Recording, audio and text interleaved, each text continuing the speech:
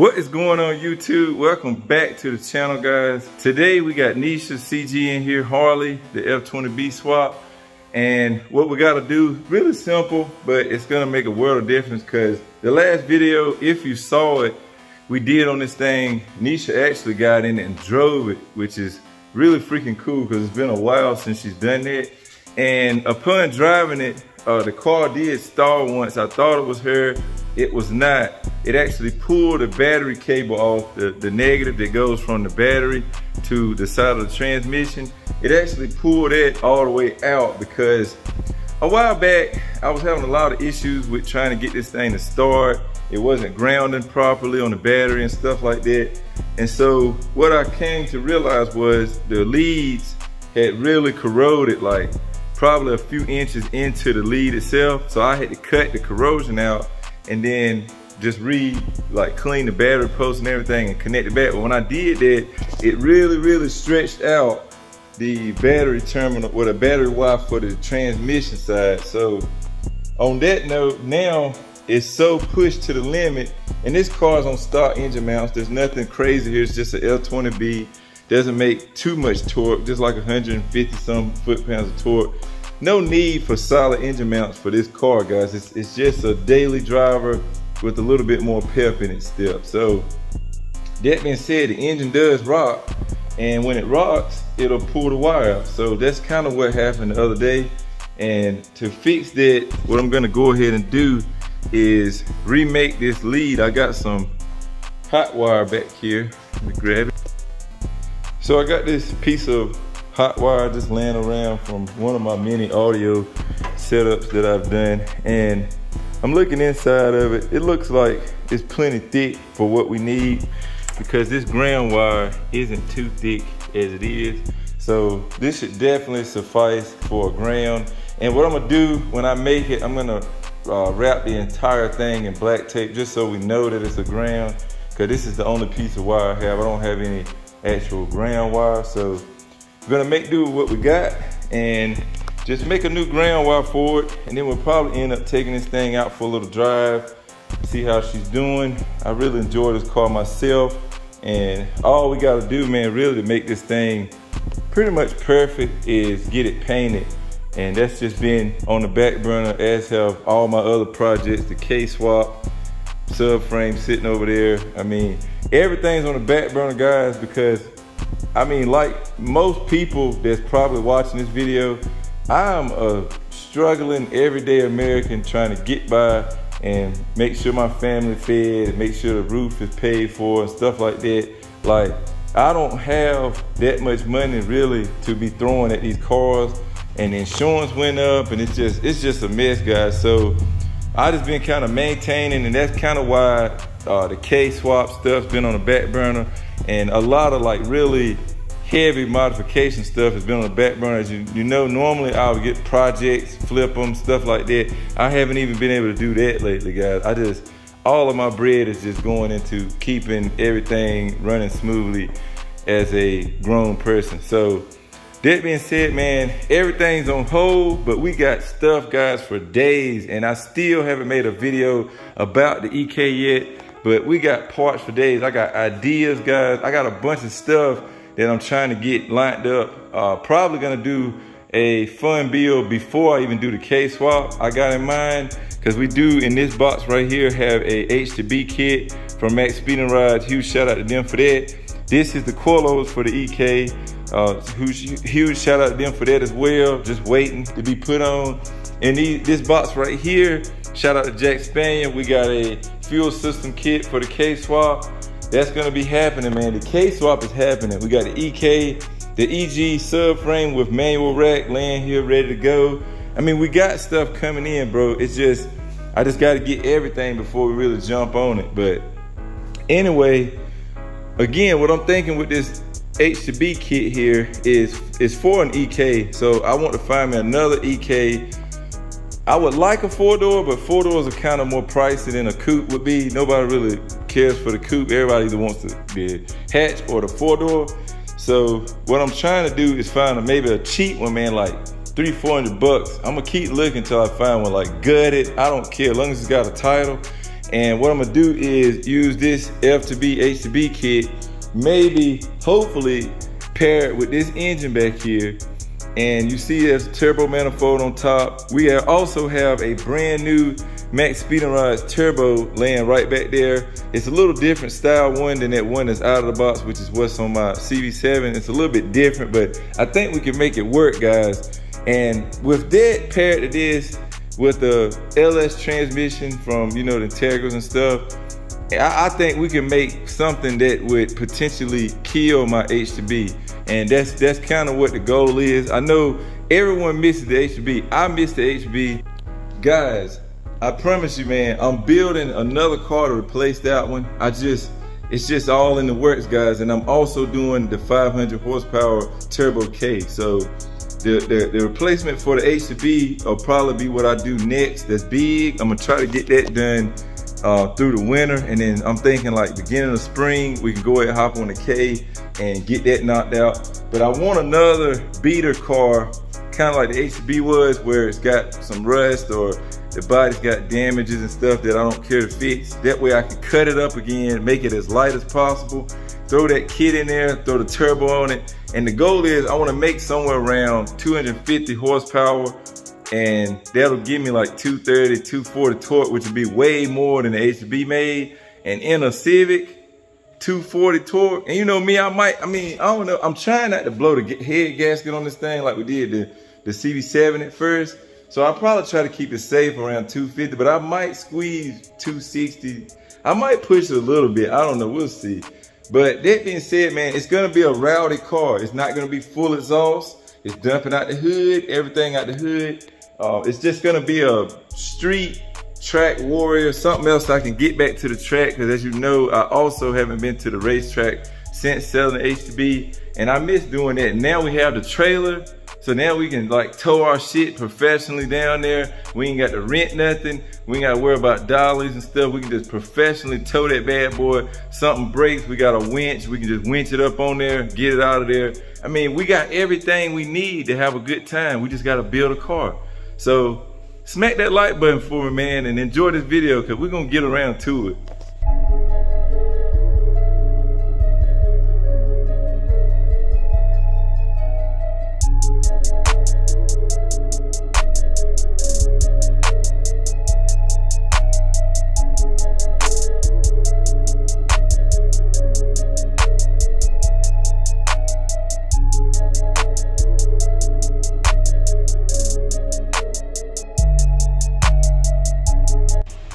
So here are the old crusty ones, and there's one new one there, and there's the other new one right there, brand new.